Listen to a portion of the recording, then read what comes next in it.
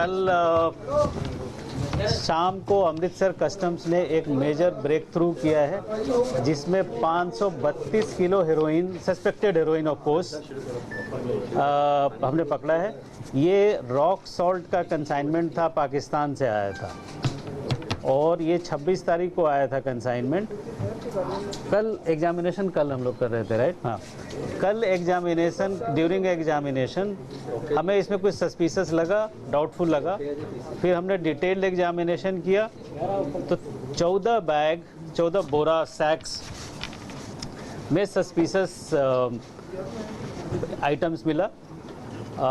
फिर हमने उसको एनडीपीएस हमारा किट होता है उससे उसको एग्जामिन किया तो ये heroin tested positive for heroin. बाकी डिटेल सैंपल लेके अभी हम सीआरसीएल भेजेंगे, पर अभी तक जो हमारे पास किट के हिसाब से रिजल्ट है ये नारकोटिक्स और हेरोइन ही है, हेरो। और इस केस में एक और लिंक आया था, कश्मीर के एक आदमी है उसको भी कल हमने जम्मू कश्मीर पुलिस के हेल्प से उसको पकड़ा है और अभी आगे क्वेश्चनिंग कर रहे हैं हम। फर्दर इन्वेस्टिगेशन अभी चल रहा है। वैल्यू कुछ 25-2600 करोड़ मार्केट, अगर इंटरनेशनल मार्केट देखें तो 25-2600 करोड़ उसका वैल्यू होगा।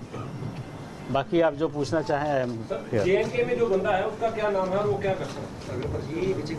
अभी वो क्या करता है हमें पता नहीं है, बट वो उसका नाम एक तारिक अहमद लोन है। अहमद लोन। कश्मीर के कौन से डिस्ट्रिक्ट है सर? कश्मीर के कौन से डिस्ट्रिक्ट के रहने वाले? ये हंडवाड़ा के आसपास। हाँ, हंडवाड़ा में एनसीबी ने सर पहले भी पकड़ी थी 50-60 किलो। जी, हंडवाड़ा में इस तरह की एक्टिविटी पहले भी। तारिक अहमद ट्रेडर है या मतलब वैसे ही फर्स्ट टाइम आया कि ये अभी सेकेंड ही कंसाइनमेंट था इसका। फर्स्ट कंसाइनमेंट में मुझे अभी तो इन्वेस्टिगेशन चल रहा है, बट अभी तक ऐसा कोई इंडिकेशन नहीं है। नहीं, हमने सुना कोई फराश वगैरह था उसका, ये कोई पहले था कोई? फराश नहीं था, हवलदार, मेरे ख्याल से हवलदार का बेटा। हाँ, हवलदार का बेटा। वो अमृतसर का ही है, उससे भी क्वेश्चनिंग चल रहा है। सर उसका क्या नाम है अमृतसर वाले का? अमृतसर वाले का नाम है गुरपिंदर सिंह, है मैं करेक्ट?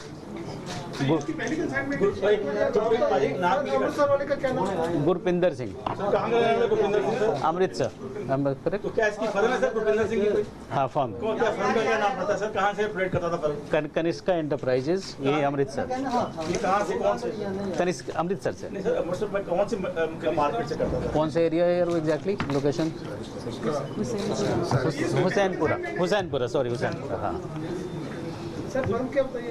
कनिष्का एंटरप्राइजेज, ये हुसैनपुरा। सर ये जो माल आपने सीज किया है, क्या इसके संबंध आईएसआईएस से है?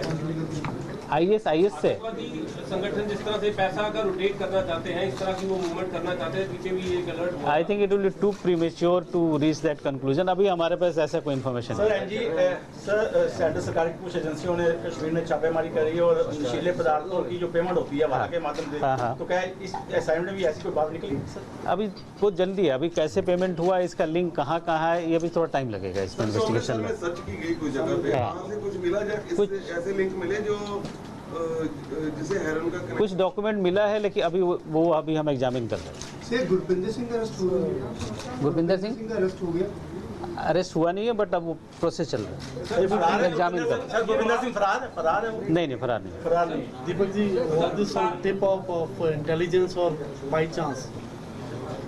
This is during our examination. We have our examination system very, very foolproof and robust, because of which we are able to make such cases. But we are generally very careful. So sir Pakistan से एक assignment India में आ गई। it is during routine examination. Sir The other side people, how they dare? I mean, if was there any porous, or if they efficient? If you are saying that you are so many, your officers were so many efficient, then why they dare? See, the people are so desperate that they are not scared of taking a chance, I guess. Sir नमक तो काफी सालों से आ रहा है, क्या पता चलेगा कब से मतलब ये नमक में आ रही थी? नहीं सर ऐसा नहीं गुरपिंदर सिंह से जो आपने पहली पूछताछ करी सर, हाँ। उसने कुछ जानकारी दी कि ये पहली असाइनमेंट में ये सामान उन्होंने जानबूझ के भेजा कि क्या किसी ने मंगवाई थी उसके बीच? अभी आई थिंक इसको रिवील करना ठीक नहीं होगा अभी Because जी आपके पास स्कैनर नहीं है, लेकिन पाकिस्तान के पास स्कैनर भी है. हाँ. They must have gone through the scanner. So I guess so. So are you suspecting their officials involved into it or someone?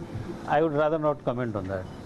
Sir क्या I cannot comment on other governments. Sir क्या उनके ये यहाँ से सारी स्कैनर assignment- हाँ, कहीं ना कहीं लैप्स तो हुआ है, अदरवाइज वहाँ से नहीं आ सकता। जैसे पिछले बार सोना भी आया था, 32 किलो सोना भी आया था, तो कहीं ना कहीं लैप्स तो हुआ होगा जरूर।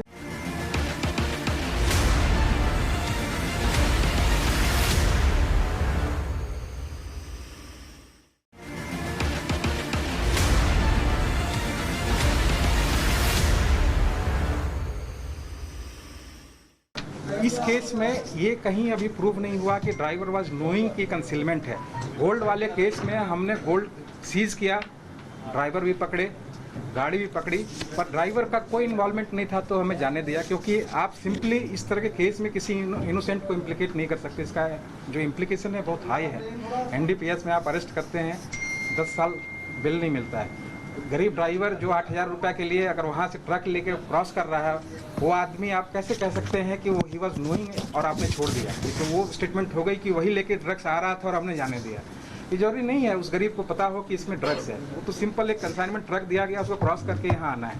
वो अगर सेम डे होता है उसका अगर सेम डे होता है फिर भी इसको पकड़ स्टेटमेंट लेते।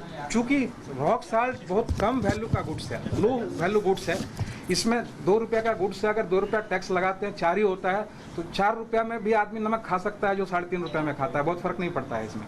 लो वैल्यू गुड्स है तो इसमें क्या करते हैं कि इसको शेड के अंदर भी नहीं रखते हैं, ये गुड्स आता है बाहर फेंक देते हैं, मतलब वो ओपन सेट बना हुआ है। बाकी गुड्स आता है गोडाउन में रहता है, प्रेशस गुड्स रहते हैं। इस गुड्स को ट्रक वाला आता है, क्योंकि पूरे ट्रक का ही जो कंसाइनमेंट है उसका वैल्यू 10 लाख से कम है, तो उसको रखने का चार्ज वो बियर नहीं कर सकता सेट के अंदर, तो बाहर गिरा के चला जाता है। तो गुड्स इस तरह का उसके नॉलेज में होता या किसी दूसरे आदमी का अंदर नॉलेज होता तो वो भी हम खंगाल रहे हैं उस एंगल को। सीसीटीवी फुटेज देख रहे हैं कि कोई घूम रहा है, लेकिन उस तरह का प्रमा फेसी कि उसका इन्वॉल्वमेंट या किसी दूसरे आदमी का लिवर का इन्वॉल्वमेंट वहाँ पे हो, उस तरह अभी प्रमा फेसी नहीं आ रहा है।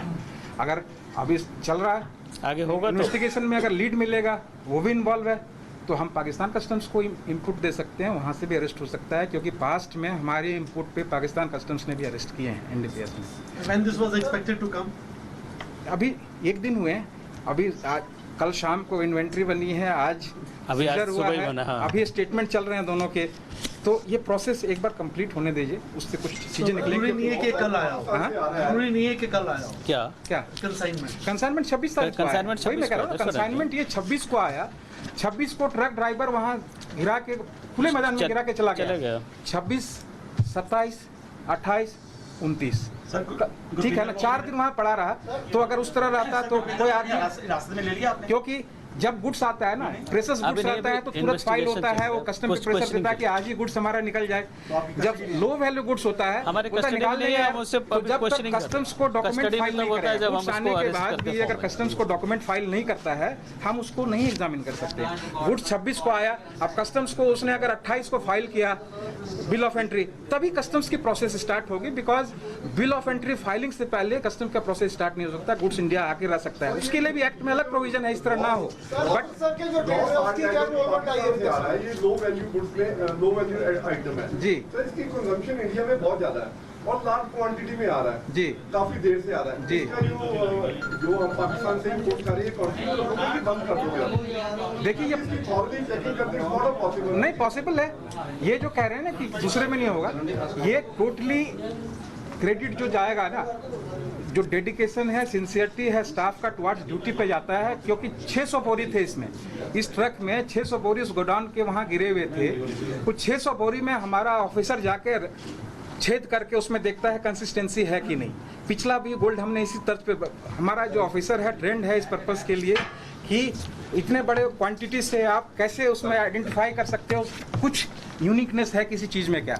तो जो हमारा ऑफिसर वहाँ था उसको जब लगा कि 600 बोरी में जो, जब उसने 7वां बोरी में हाथ डाला तो उसको लगा कि 7वां बोरी का जो कंसिस्टेंसी है, इसका वेट है या इसके ऊपर जो मार्किंग है, पिछले 4 बोरियों या 5 बोरी जो उसने चेक किया था उससे अलग है।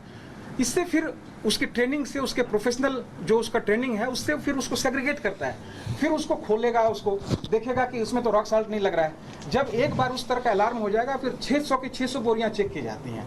अदरवाइज अगर हम 30 बोरी चेक किए, 40 बोरी चेक किए और इस तरह का अगर इनकंसिस्टेंसी नहीं आता है एग्जामिनेशन तो फिर हम उसको, क्योंकि गवर्नमेंट फैसिलिटेशन भी है हमारा, अभी जो क्लियरेंस का सिस्टम है रिस्क मैनेजमेंट बेस्ड सिस्टम्स है। ये एक साइंटिफिक प्रोसेस है जिसमें हम कहते हैं कि जो 90 हमारे ऑनेस्ट इंपोर्टर्स हैं उनको आप तंग ना करें। तो जो 90 हमारे ऑनेस्ट इंपोर्टर्स हैं उनको हम कहते हैं कि 5 मिनट में तुम क्लियरेंस हमसे ले लो। लेकिन जो 10 हमारे हाई रिस्क प्रोफाइल हैं जिसमें हमें लगता है कि इसका बैकग्राउंड ठीक नहीं है, इसने पास्ट में गड़बड़ी कर रखी है, इसकी डॉक्यूमेंटेशन ठीक नहीं है, ये नया आदमी है, वहाँ हम ज़्यादा चेक करते हैं, वहाँ हमारा फोकस ज़्यादा रहता है ताकि 10% में ज़्यादा टाइम दें।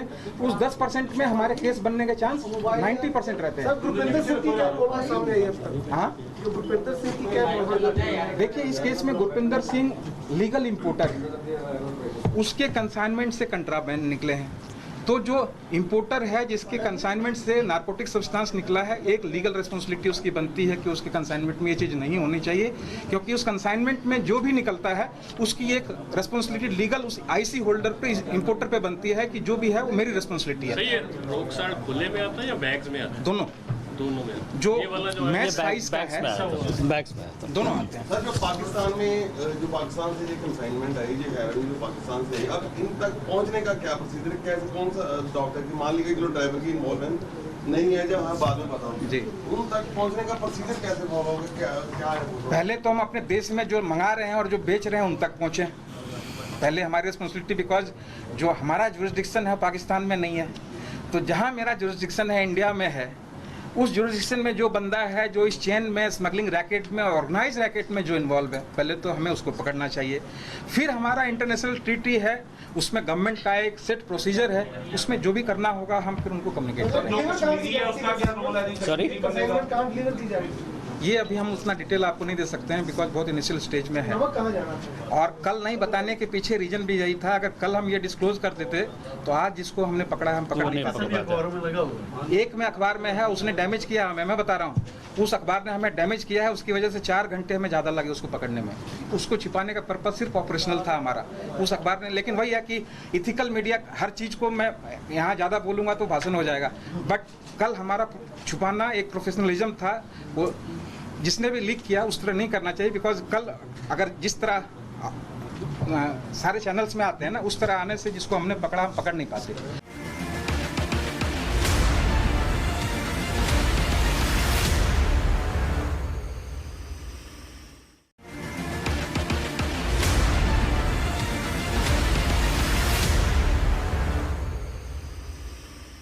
डिपार्टमेंट अमृतसर ने एक बड़ी कंसाइनमेंट में 532 किलोग्राम हेरोइन पकड़ी है। हमारे साथ है दीपक कुमार गुप्ता, कस्टम के जो कमिश्नर हैं, उनसे बात करते हैं। सर, इसके बारे में कैसे पता चला इतनी बड़ी रिकवरी कब? ये कल हमारा स्टाफ जब एग्जामिन कर रहा था कंसाइनमेंट, तो हमें कुछ डाउटफुल, कुछ सस्पिशियस लगा इसमें, तो हमने वो पैकेट निकाला, उसमें थोड़ा सा सस्पिशियस था। फिर हमने सारा 100% एग्जामिनेशन करवाया, उसका 600 बैग्स था, तो रॉक सॉल्ट पाकिस्तान से आया था, तो उसमें 13-14 बैग मिला जिसमें नारकोटिक्स था उसमें। फिर हमने उसको किट, हाँ, उसको नारकोटिक्स टेस्ट किट होता है, उससे टेस्ट किया तो पॉजिटिव आया। सर, ये जो कंसाइनमेंट थी कैसे भारत में आई और कितनी तारीख को आई थी? ये 26 तारीख को आई थी कंसाइनमेंट पाकिस्तान से, और बिल ऑफ एंट्री फाइल 27 को हुआ, एग्जामिनेशन कल 29 को हुआ। सर, इतनी देरी के बाद एग्जामिनेशन क्यों हुआ? वो प्रोसेस होता है, वो जब बिल ऑफ एंट्री फाइल करता है इंपोर्टर, उसके बाद ड्यूटी पे करता है, उसके बाद एग्जामिनेशन होता है। ये मतलब नॉर्मल प्रोसीजर है। इस केस में सर जो एक जम्मू कश्मीर से अरेस्ट किया गया है, उनका क्या नाम है और उनकी क्या भूमिका है? और एक अमृतसर से भी अभी उनको अरेस्ट नहीं किया गया, उनको क्वेश्चनिंग के लिए लाया गया है। उनका नाम है तारिक अहमद लोन।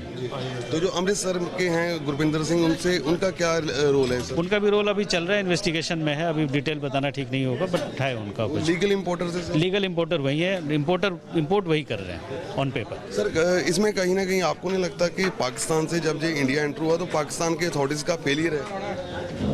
कहीं ना कहीं कुछ तो लग रहा है, कुछ तो होगा।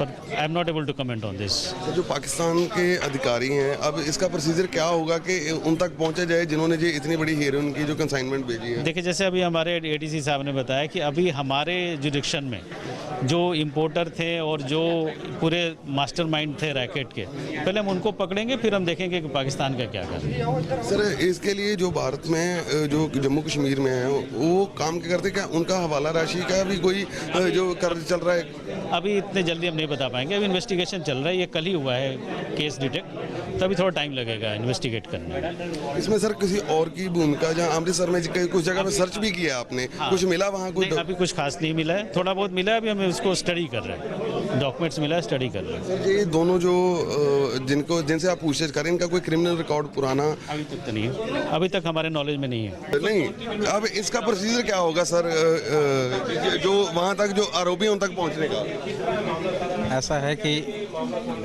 एक डॉट्स होते हैं, एक इंपोर्टर है, एक सप्लायर है। इंपोर्टर फिर लाने के बाद वो माल किसी को देता है, ठीक है ना? तो कई लोग इस चेन में जुड़े रहते हैं, तो हम एक एक करके उस चेन में आगे बढ़ रहे हैं। हमने इंपोर्टर आइडेंटिफाई कर लिया, वो इंपोर्टर आगे जिसको माल दे रहा था उसको आइडेंटिफाई कर लिया। इन दोनों को हमने अभी क्वेश्चनिंग के लिए पकड़ा हुआ है। फर्दर जिसको वैली वाले को जिसको हमने पकड़ा है JNK से, वो आगे किसको माल देता था, पेमेंट कैसे होती थी, इसमें कुछ एंटी नेशनल एलिमेंट इन्वॉल्व थे क्या, इस चीज़ को भी हम एग्जामिन करेंगे। अभी इस चीज़ को सारा चल रहा है, अभी सारा चीज़ उसमें डिस्क्लोज करने से कई लोग उससे पहले अलर्ट हो जाएंगे कि मेरे अगेंस्ट में इन्वेस्टिगेशन चल रहा है। वो सारी चीज़ें इन्वेस्टिगेशन ऑपरेशनल डिटेल अभी नहीं बता पाते हैं उसमें। नमक की सर जो कंसाइनमेंट थी, ये अब भारत में कहाँ जानी थी, ये तो बड़ा सवाल है। देखिए, नमक का वैसे जनरल कंसाइनमेंट कई जगह जाते हैं, कई डेस्टिनेशन है इसका, क्योंकि इसका डिमांड थ्रू आउट कंट्री है नमक का। लेकिन नमक के कंसाइनमेंट में जो हीरोइन छुपी हुई थी उसका क्या है, उस पर अभी हम काम कर रहे हैं। जो ट्रक में जिसमें ये हेरोइन आई थी इतनी बड़ी कंसाइनमेंट, वो ट्रक वाला वापस चला गया, अगर सेम डे चेकिंग हो जाती तो वापस नहीं जा पाता? नहीं, उसका प्रोसेस जैसे कि हमने आपको बताया, कस्टम्स में चेकिंग का प्रोसेस करने से पहले इंपोर्टर को बिल ऑफ एंट्री फाइल करना पड़ता है। कई बार लोग एडवांस में मंगा लेते हैं, 4 दिन 3 दिन 5 दिन पहले, फिर अपने कन्वीनियंस पे वो बिल ऑफ एंट्री फाइल करते हैं। बिल ऑफ एंट्री फाइल करने के बाद ही वो कस्टम्स ऑफिसर के स्क्रीन में आता है। फर्दर कस्टम्स की प्रोसेस स्टार्ट होती है। असेसमेंट का पहला प्रोसेस है, एग्जामिनेशन का दूसरा प्रोसेस है, आउट ऑफ चार्ज तीसरा प्रोसेस है। अगर उसमें फिर ड्यूटी है तो ड्यूटी पेमेंट के बाद फिर वो गुड्स वहाँ पोर्ट से जाता है। तो एक सीक्वेंस बना हुआ है उस चीज़ का, एक SOP बना हुआ है, एक सेट प्रोटोकॉल है।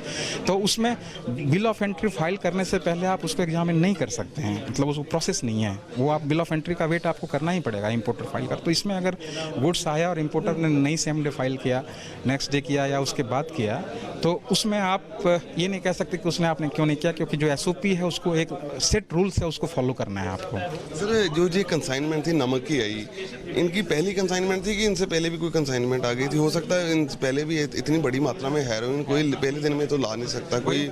उसी को मैं कह रहा हूँ, कई बार जब लोग 1 किलो 2 किलो ला रहे हैं तो फिर हर कंसाइनमेंट में छोटा छोटा लाने की कोशिश करते हैं।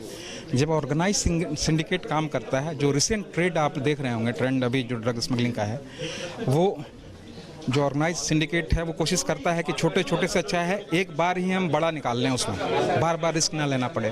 तो अगर कोई इस तरह का किया है सर, अब इसमें जो इसके पाकिस्तान में मास्टरमाइंड बैठे हैं तो उन तक कैसे पहुंचा जाएगा, ये एक बड़ा सवाल होता है। मास्टरमाइंड तो इसका इंडिया में भी होगा, पहले हम उसका इंडियन मास्टरमाइंड की तरफ पहुंचने की कोशिश कर रहे हैं। जो JNK वाला बंदा है, मोस्ट लाइकली इसका जम्मू कश्मीर पुलिस की भी कल हेल्प ली गई, तो कितने समय में वो डिटेन हो गया, जहाँ कोई उनसे कोई पूछताछ में कुछ पता लगा शुरुआती? एक्चुअली ये प्रोसेस यहाँ से करते करते कल शाम हो गया, तो लेट नाइट्स में आप घुस के किसी के यहाँ नहीं कर सकते हैं। नेक्स्ट मॉर्निंग में आज हम उनकी हेल्प से वहाँ जाके उसको सर, कल शाम की ये कंसाइनमेंट पकड़ी गई है, मीडिया से थोड़ा सा एक सवाल है कि दूरी बनाई रखी, रीज़न क्या था, इतनी देर बाद क्यों खुलासा हो गया?